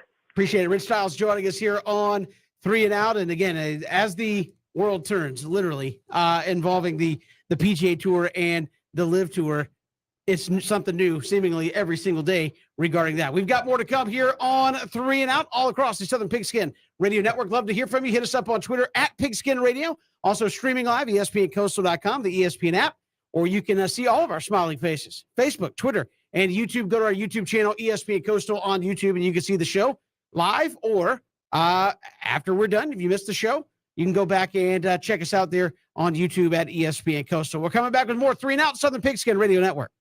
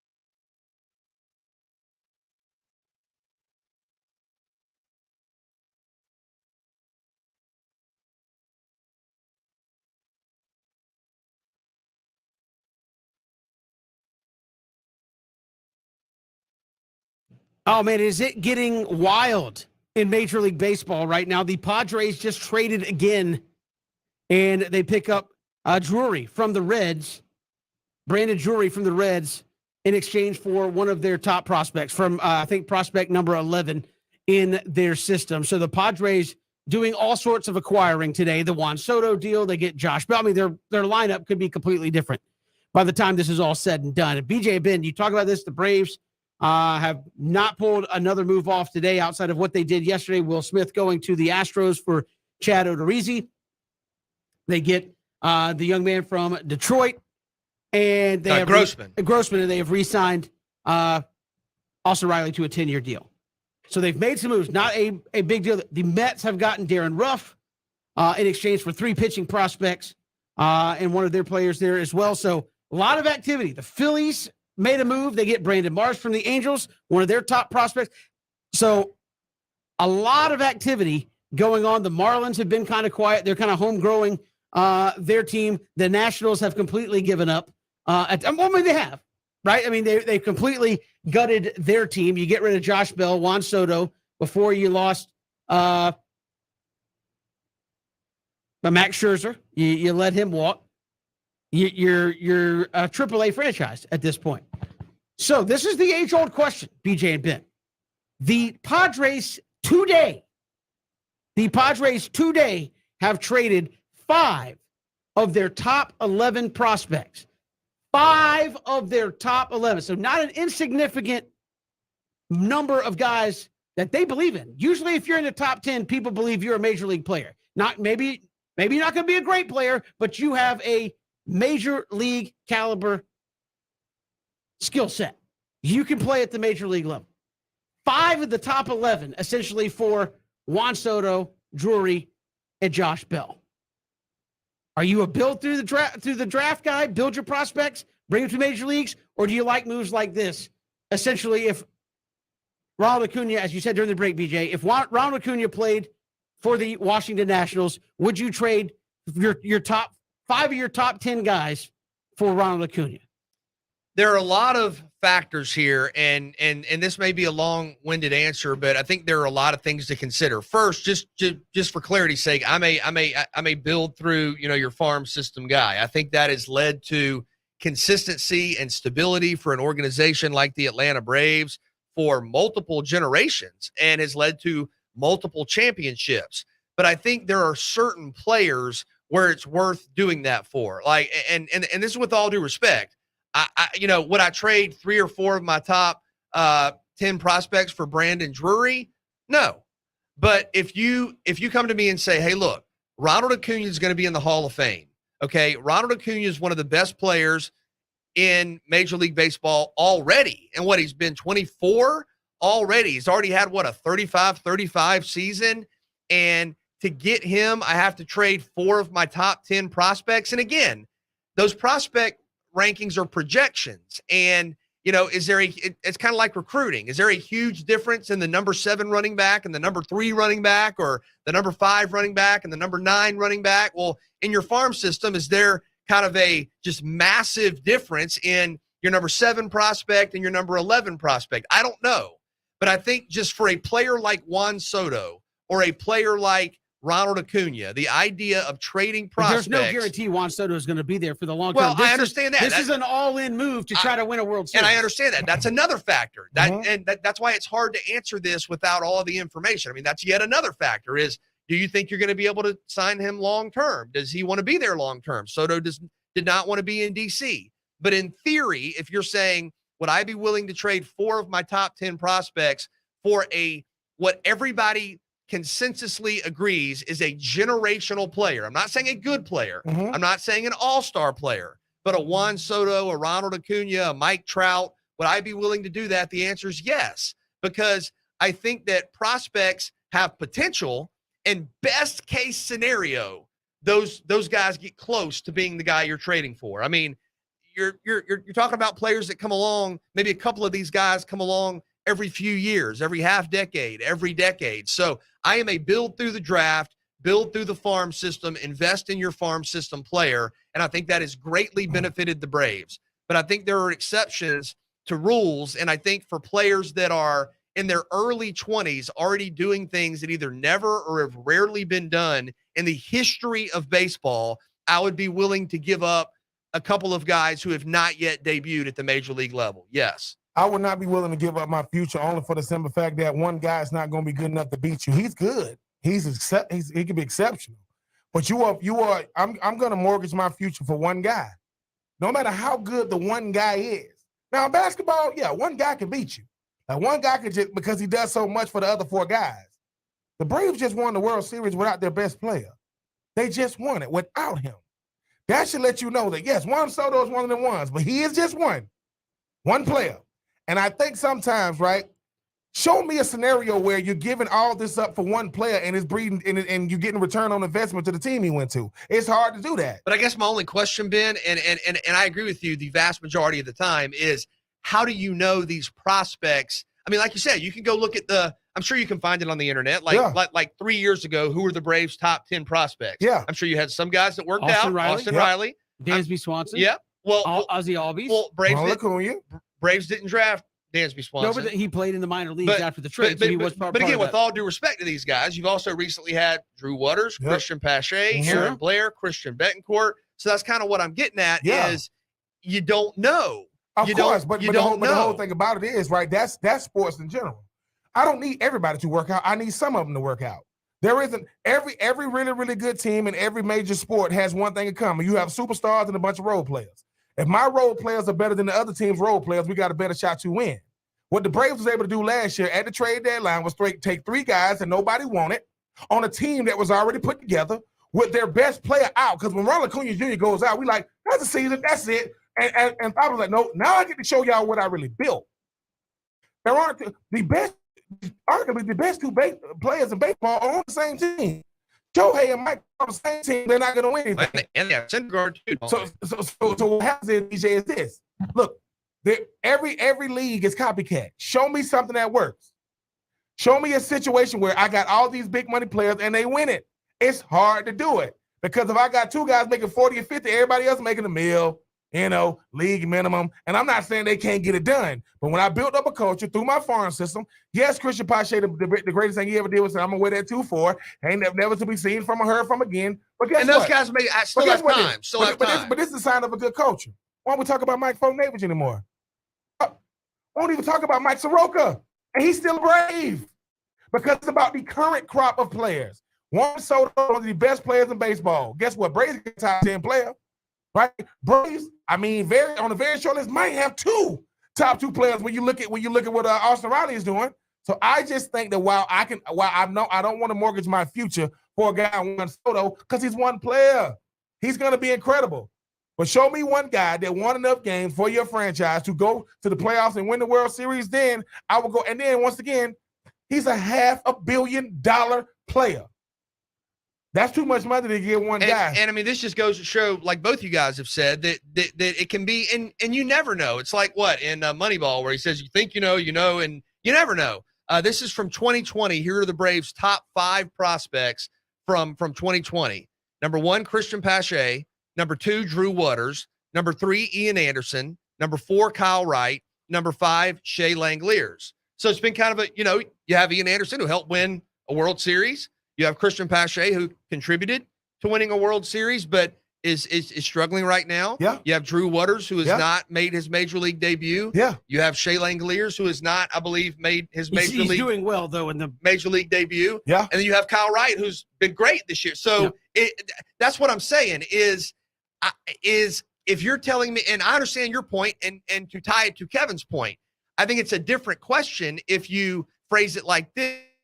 Would you be willing to trade 5 of your 10 prospects for Juan Soto, knowing that it's going to cost $500 million to get Juan Soto in a year? I think that's another layer to the question that gives you great pause and hesitation. It might ultimately make you say no. But just on the basis of contracts and money aside, if you're saying, would you trade 4 or 5 of your top 10 or 11 prospects for a guy that people are saying in his early 20s is going to be in the Hall of Fame, I would lean yes. You go down the rest of the prospect list. Braden Shoemaker, the top 10 from that year, this is 2020. He's still in the minor leagues, kind of floundering around there. Still in the top 10. Kyle Muller, who has pitched at the major league level, William Contreras has made the major league. Tucker Davidson pitched in the World Series last year. You got Jared Schuster, still prospect. Yasiel De La Cruz, who's kind of been up and down. And then right outside the top 10, Michael Harris is the guy. So you're talking about a guy that the Padres traded, 4 of their top 11. So out of Pache, Waters, Anderson, Langolier, Shoebake, Muller, Contreras, Davidson, Schuster, De La Cruz, and let's just say Michael Harris. Pick 4 of those guys and hope they're not the wrong 4 guys. Right? Yeah, I mean, and I guess what I'm saying is right five now of those guys actually is so, right now. Obviously, there's still plenty of time. All these guys are very good baseball players. Yeah. All these guys are, and there's plenty of time for them to. But I think right now, if you were to say who's been a consistent at the major league level, contributing consistently, very good player, you would say Anderson, Wright, and Contreras. Sure. Yeah. I think that's And fair. there are still some guys that are working their way towards that. And when you're talking about, a Brandon Drury, who's a very good player, no. And again, Brandon Drury is a very good player. But if you're talking about Trout, Ohtani, Acuna, Soto, I think those are the once in a generation, exception to the rule type players. Yeah, but at the same time, too, BJ, we're talking about one. Listen, if I got 30 different franchises, I got 30 different ways of winning, right? What works for one team doesn't work for another team. The Braves, our farm system get it done for us. Every team cannot say that. But other teams are going to be, we win with veterans. But it takes a mix, right? Because look at last year. You had to go out and get Soler, Rosario, Duvall. What the Braves have, they have a culture. They have a winning culture, right? So much so that guys, isn't it crazy that Michael Harris Jr. can come into this culture and thrive because they're asking him to do what he does? Hey, whatever you give us at the plate is a bonus. Show us what you do with your glove. That's what makes the Braves good.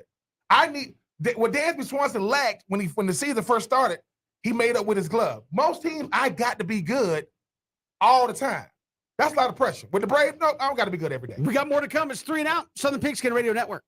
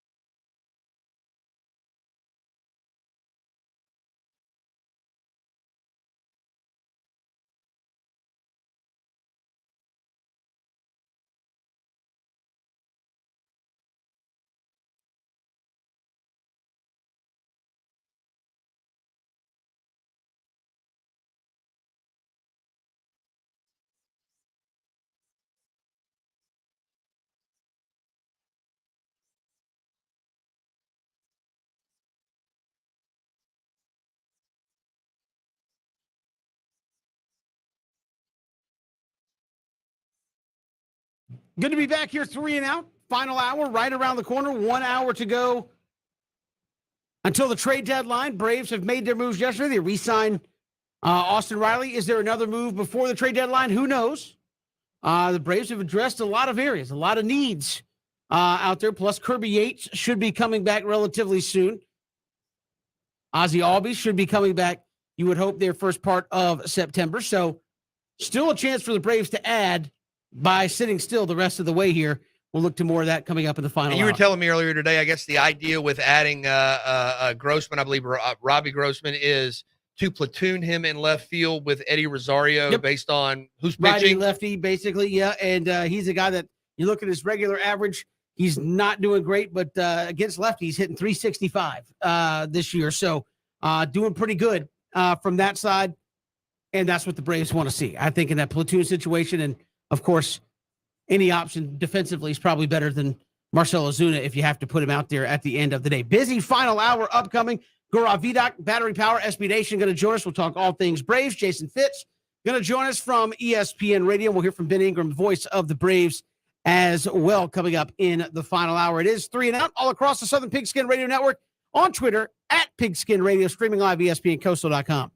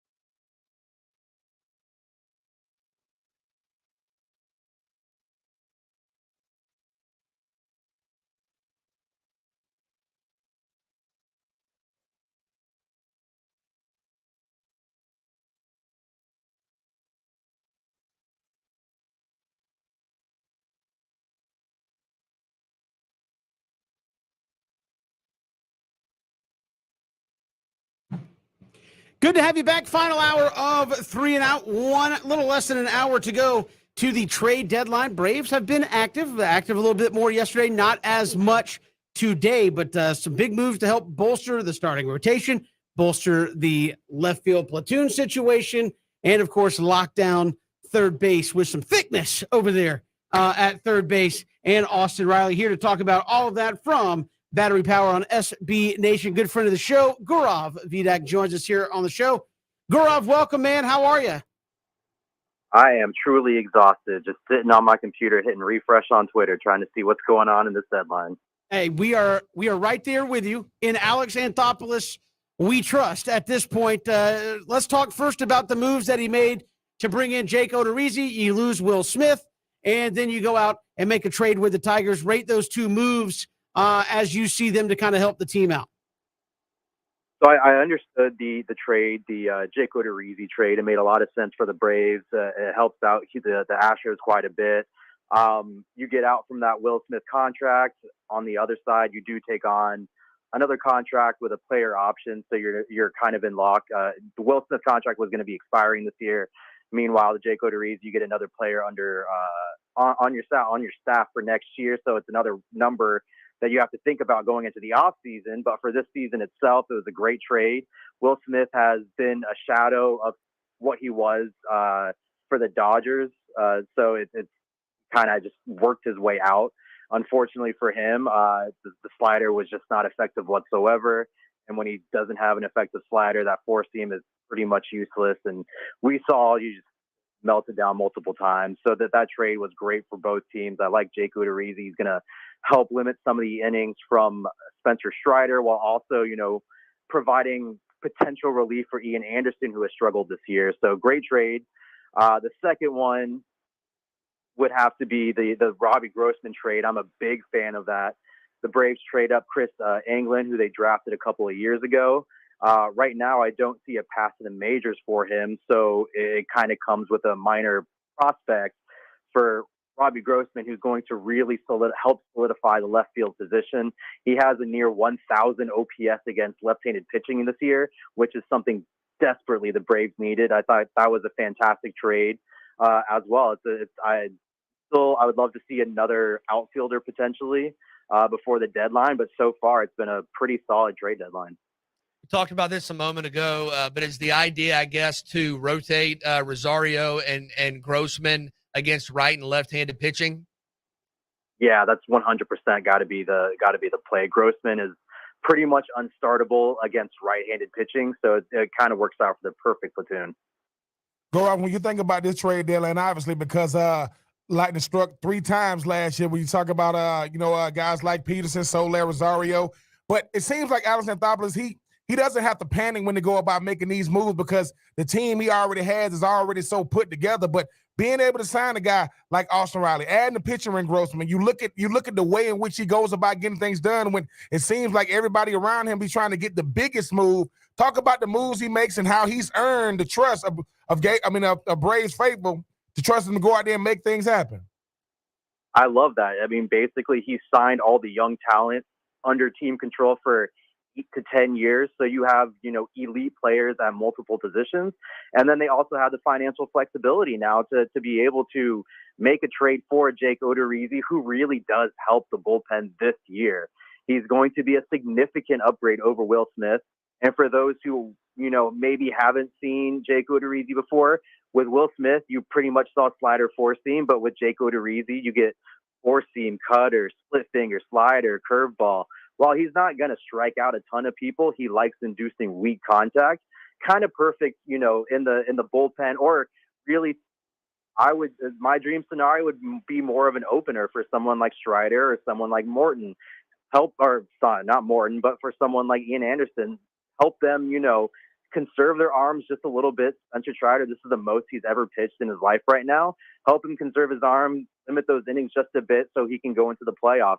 And like you said, we have the core locked up for a long time. You can spend the next 8 years just finding these little complementary pieces and have a contender, not just a division title contender, but a World Series contender for potentially a decade. Just absolutely crazy to think about. Certainly. Gurov, you look at the other news that broke yesterday, and that's Austin Riley, 10-year deal, $212 million. A lot of folks say, how does Alex Anthopoulos pull this off? A guy that could be an MVP candidate, all-star. We'll see what happens with his career moving forward, but obviously the roller coaster is still going up. And the back end of this contract, you're paying a could-be star player $20 million, which, as you see other guys around the league, that could be a pittance possibly for what other teams could potentially offer him. How huge was that for the Braves to lock Austin Riley in for such a team-friendly contract? Okay, so just to put this into perspective, if you look at his cumulative numbers starting from the beginning of the 2021 season, Austin Riley, by every definition of the word, is a top 10 player in baseball. You do not pay top 10 players in baseball $21 million a season. It is a completely ridiculous contract and of great, insane value for the Braves. If we thought the Ronald Acuna contract is still just absolutely crazy to think about, the Austin Riley one, while not as absurd as paying someone like Acuna's level $10 million a season, it's still tremendous value. And again, it gives the team flexibility to be able to pick up these complementary players to be able to create a contender each year. You have Acuna, you have Albies, Matt Olson, multiple players who haven't even entered their prime of their careers, making really friendly salaries. You add on top of that Anthopoulos has been quoted as saying they expect to be a top 5 payroll in baseball soon. It's a great time period to be a Braves fan. And Gaurav, you mentioned the flexibility financially. People are already asking, I mean, is Atlanta putting itself in a position to be able to re-sign a Dansby Swanson, re-sign a Max Fried? I mean, are they putting themselves in a position to be able to, with the core that's already in place, even add to the guys that they might be able to retain? Absolutely. And then next season, you have Charlie Morton's contract coming off. You already got rid of Will Smith. The Braves are going to have a ton of money in this offseason. You could see them easily extending Max Fried. I think that's going to be a priority. They'll weigh their options. I think Dansby Swanson's probably going to be the best move, but then there's the option of adding someone like a Trey Turner, which the Braves can absolutely afford. They have a ton of money to spend, and they're going to have a good amount of money just because of how well Anthopoulos has structured all of the deals for their superstars already. Go off. I mean, we talked to you back in June. You told me and Kevin straight up. I mean, I know it by the middle of June, Michael Harris is going to be a name to watch. I mean, obviously, I don't know if you've ever been to Vegas. If you got a 3-piece suit, we could just go to Vegas and see how well we do do gambling. But what's another? Obviously, Austin Riley. We talk about. I mean, I know that odds is coming back, but is there another name in the farm system? Is there somebody else we should be looking out for? Because it seems as though Alex Anthopoulos, through veteran leadership, through the culture, and through this farm system, he seemed to be hitting all three. Okay, I have 2 names to really keep in mind. The first one is a international free agent signing from 2 years ago. His name is Ambioris Tavares. The Braves paid $1.5 million. This was their final year under sanctions. He just played his first game yesterday. You saw him in spring training before even playing in the minors, which is something you don't really see. He's got a really great hit tool. He hits for power. He's got okay speed, and he can pick it. He's most likely to stay at third. He's 100% someone to watch, but it's not for a few years. Another one that you should keep in mind right now is Vaughn Grissom. He is going absolutely bananas in Double-A right now. He's hitting for average. He's hitting for power. He's getting on base at an insane clip. He's most likely going to move from short to somewhere in the outfield. And he's honestly playing his way into potentially being someone the Braves can look at as soon as next season. Wow, Gaurav, I'm amazed when I look at this Braves roster at the number of guys that the Braves have been able to lock up. You mentioned the Acuna contract. When that happened, I know a lot of people were saying, they took advantage of Acuna and all that. I've been on record saying there's no way he gets to the end of that contract without the Braves kicking in more money to that. But what is there, I guess, in the clubhouse, in the organization that allows him to pull off these moves that people say he's really getting, I wouldn't call it low ball, but you're getting extreme value out of all these contracts. Guys want to play in Atlanta, and you're able to get them locked in for a long time. Are people willing to sacrifice a few dollars to stay in Atlanta? And if so, something we talked about on the show, how much of I love Atlanta, this is where I want to play, did all those guys kind of get the cautionary tale from watching the Freddie Freeman saga play out? I think it's 100% they love Atlanta. You don't get that kind of value unless you have an amazing clubhouse culture, which again I talked about with you guys and Brian Snitker. He deserves all the praise for that. He's built an insane culture that people love to be. You see other teams during games having fun with Braves players. You see the Braves can be losing 6-0 and they're still having a good time on the field and in the dugout. The clubhouse culture is fantastic, and I think people are willing to take discounts to be able to stay there. And it's just, it cannot be understated just how well the duo of Brian Snitker and Anthopoulos have done.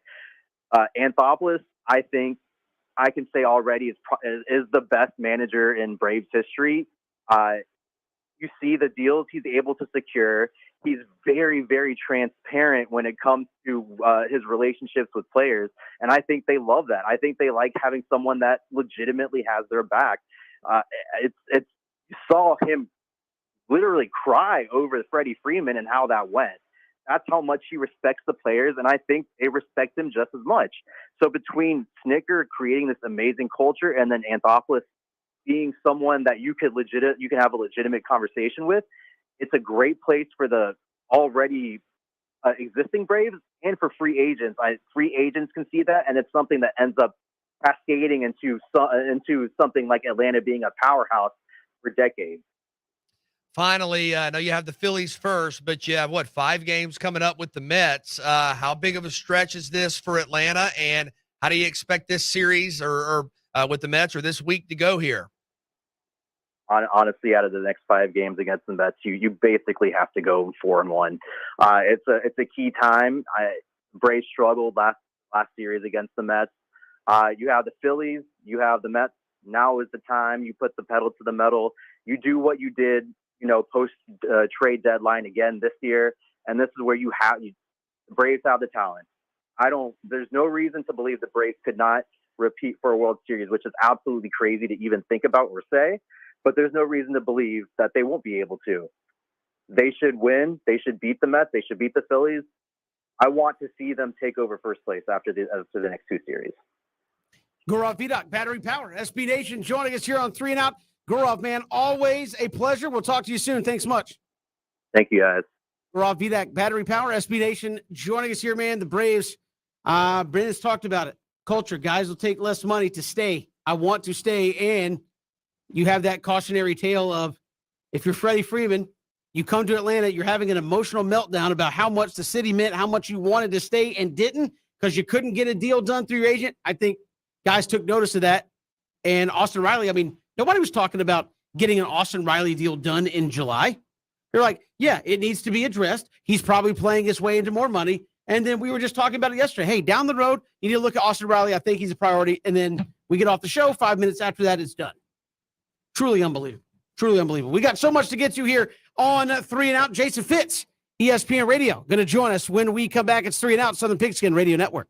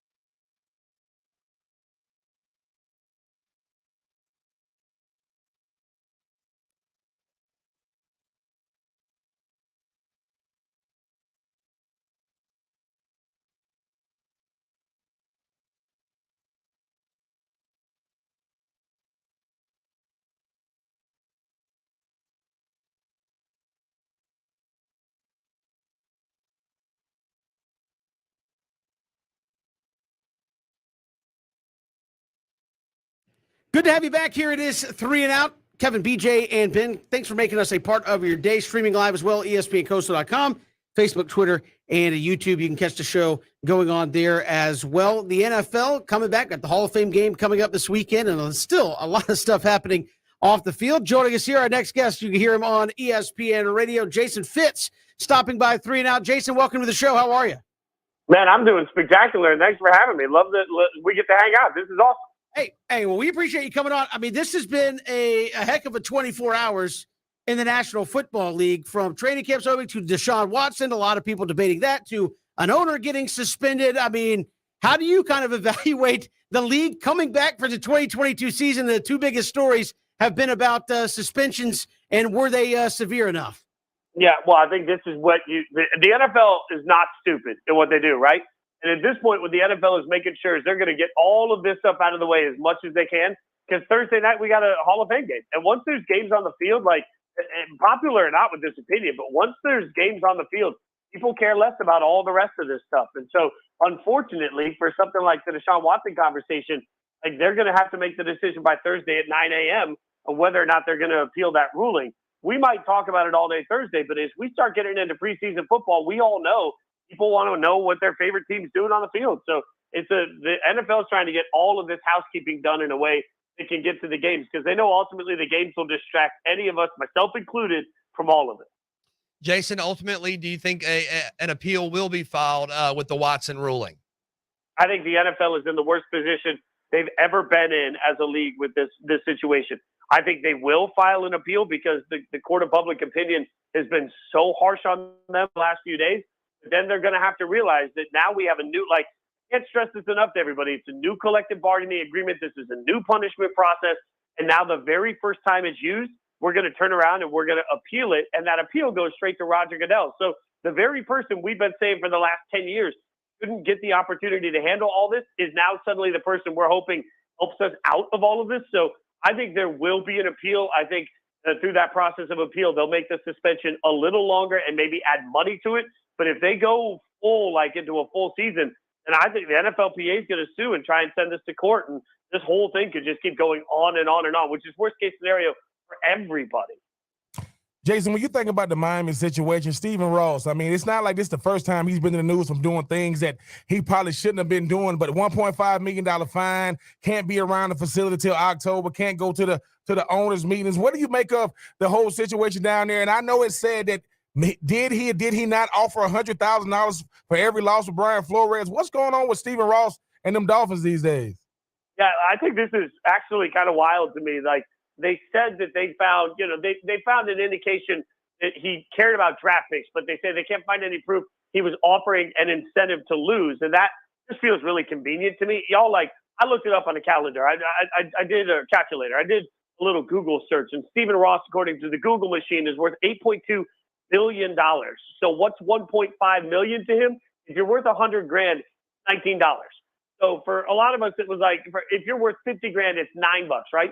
So everybody that's sitting here thinking about what's $1.5 million to Stephen Ross, a Happy Meal. You got fined a Happy Meal, and they took away 2 draft picks. I don't know, y'all. I think, frankly, if you're telling me that I have to give up a first-round pick, a Happy Meal, and a third-round pick, but it gives me a better shot at getting Brady or gives me a better shot at getting the coach I want, I don't think that penalty was harsh enough to deter somebody from tampering. And I think it's really convenient they got nothing on the tanking. Jason, I think you're so right about the NFL with once the game start. We actually talked about this on the show yesterday for all the folks upset about, Deshaun Watson. Once he plays, it kind of, he's playing, forget about it. But how does the NFL kind of, flesh that out when it comes to punishment? Because it seems there's no guidebook.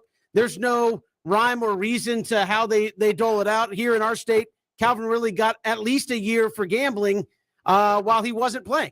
He was out away from the team, and you get 6 games. And Deshaun Watson, the owner, has to sit out for, as you said, trying to backdoor Tom Brady. And so, how does the NFL even come up with consistent rulings at this point?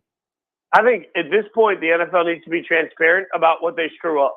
If I'm Roger Goodell, if you read the whole ruling from the judge, part of what she said is that she does believe that Deshaun Watson did the things that he's been accused of doing, but she believes that a 6-game suspension is the most that you can get because there was no floor for suspensions before, you can't drastically change that. If I'm Roger Goodell, I come out today and I say, look, if that's a ruling, that means we've screwed up and we need to have better systems in place. I think the NFL and the NFLPA should sit together in a room right now and they should go to an addendum of the collective bargaining agreement and they should decide together what certain things deserve for penalties. Just like we know, like you don't even think anymore. You know what a PED suspension looks like for the league, right? Like we got to the spot where when it was a problem, we knew what a weed suspension was, right?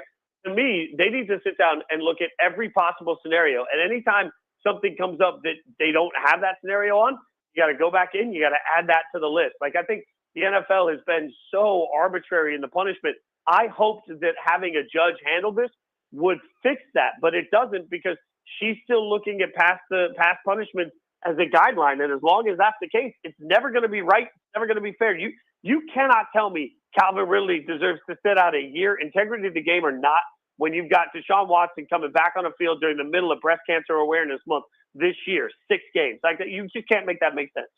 Right. And we talked about the CBA yesterday. I mean, do you think what you're proposing and what you're talking about in terms of trying to establish some sort of changed paradigm for establishing consistency, do you think that's realistic? I mean, is that something that the NFL and the NFLPA could actually get together and do to make this, again, for lack of a better word, more consistent? I think in this case, for this particular thing, there's so much blowback to everybody. Yeah, I think it could happen. The biggest surprise to me, there's just this level of what the collective bargaining process is like. And DeMaurice Smith is the executive in charge of the NFLPA. He does not have an easy job. Like representing everybody that has different interests is not an easy job. You can't make it make sense to me, though, that they sat down in a bargaining room and they said, man, the one thing we don't want to let Roger have is full control of punishment. And then say, well, we're not going to give him full control, but if there's an appeal, he gets full control. Like, I'm not even that smart, and I see how it gets back to Roger Goodell every single time. Like, this is a fatal flaw to DeMaurice Smith and the negotiations that happened here, that they even let themselves get to a situation where Roger can still be judge, jury, and executioner at some point. So I don't know. I think everybody in this process has to swallow some pride. They have to eat a little ego, sit down and say, okay, what's best for the perception of this league for the rest of the time has to matter. And I think it will on this. They've shown the ability to work together in the past when they know it's incredibly important. Jason, with so many things going on in the National Football League right now, I know people are going to be opposed to this, but you got people saying things like Lamar Jackson not a top 10 quarterback, even if he wins 20 MVPs. You got guys saying that if you take away Patrick Mahomes, first read, he's really not that good of a quarterback. I want to get rid of all these anonymous sources. Everybody got something to say because they can hide behind anonymous. How about you just put your name to it? That way we can actually see who's saying this nonsense. Yeah, you're speaking facts there. And look, the number of people that come out and question, the number of coaches come out and question players. And the one thing that I've listened to, like, because I've been lucky over the last 5-6 years of my life, I get to work with a lot of guys that played in the league just like Ben did, right? And the one thing that I always say when I'm talking to somebody that's played in the league is I got to listen. I got to listen to what their experiences are and what's real. And it's been stunning to me to listen to players talk after they're out of the league about how many guys that are coaching at the professional level that aren't great coaches. They're there because they know somebody, they're friends with somebody. I've talked to so many guys that played in the league that felt they got better coaching in college than they did in the NFL. And it's crazy that we let these NFL coaches, without any sort of accountability to what they're saying, come out and say whatever they're going to say. And at the same time, nobody gets to turn around and question that coach. I think this is a wild part of what it's like to be a professional athlete right now. And frankly, what you got when it comes to Lamar Jackson, especially, you got a lot of people that had a lot of hot takes when he came into the league. And now instead of stepping up and saying, man, I was really wrong about Lamar Jackson, people are trying to find fault with this game still, when realistically, every one of these coaches would kill. There are only 4 or 5 quarterbacks in the league that you wouldn't sit there and say, oh, man, I'd rather have him than Lamar, right? Like most teams, if they had the opportunity to acquire Lamar Jackson today, would. It's stupid to me. And the same with Patrick Mahomes. Like, I'm a Raiders fan. I know what it's like to be scared of Patrick Mahomes twice a year. I don't understand why we resort to tearing these guys down instead of building up their greatness. Because the more great quarterbacks in the NFL, the better for all of us, and the better these coaches look for being able to stop them. And Jason, speaking of great quarterbacks, with everything that we've ever seen in the National Football League, and I mean, I know you've been covering long enough to see some crazy stuff. Have you ever seen anything like a homework clause or whatever you want to call it with the situation, even though they've taken out with a guy like Kyler Murray? And I know he did a fake press conference talking about he blamed the media. No, Arizona put it in there. I know they took it out because of, public scrutiny. But have you ever heard of somebody being, in their contract, you have to have at least 4 hours of watching film? No, and I've talked to former GMs, I've talked to former players, I've talked to current agents, guys in organizations. I blew up the phones trying to figure this one out. And the best thing I can relate it to is like in my life, I work at ESPN, I get a contract. When that contract gets renewed, hopefully in life, every time they do a new contract for me, eventually ESPN tweets out like, we've reached a long-term deal with Jason Fitz. And what happens is your phone gets blown up with all the congratulations. And it's a really cool moment that means something to you. It's like those moments that you step back and say, man, the hard work is worth it because I'm doing the right thing and this career is going well. That's a special moment that he had to be feeling when the first news came out. To think about what it would feel like the next day or the day after, to then suddenly have it leak on social media that ESPN had put a clause in my contract that I needed to do more homework, more film study, I would feel so devastated. I'd feel small in a moment that was supposed to feel good. I'd feel like they didn't have my back. I'd feel like they were traitors. Like, those are real emotions I think any of us would have. I don't know why we don't think Kyler Murray won't have them.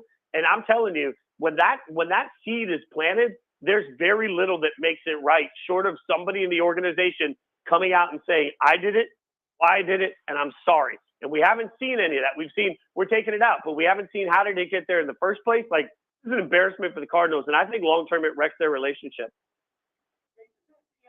Our guest here on 3 and Out, Jason, appreciate the time. Thanks much. Hey, anytime, guys. Appreciate you. Have a great week. Will do. Jason Fitz joining us here on 3 and Out. Catch him on ESPN Radio. We've got more to come. Ben Ingram, voice of the Atlanta Braves. The Braves have been busy.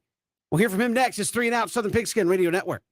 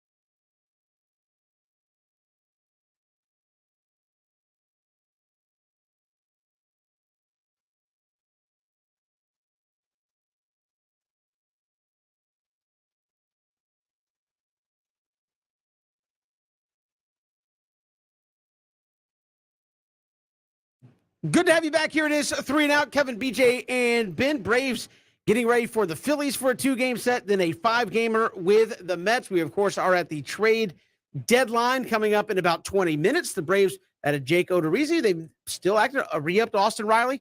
We'll see what happens in the next little bit. But earlier on, Christian Gokel had a chance to sit down with the voice of the Atlanta Braves and the Braves Radio Network. Ben Ingram started off talking about, obviously, winning the championship a year ago and trying to pull off the repeat.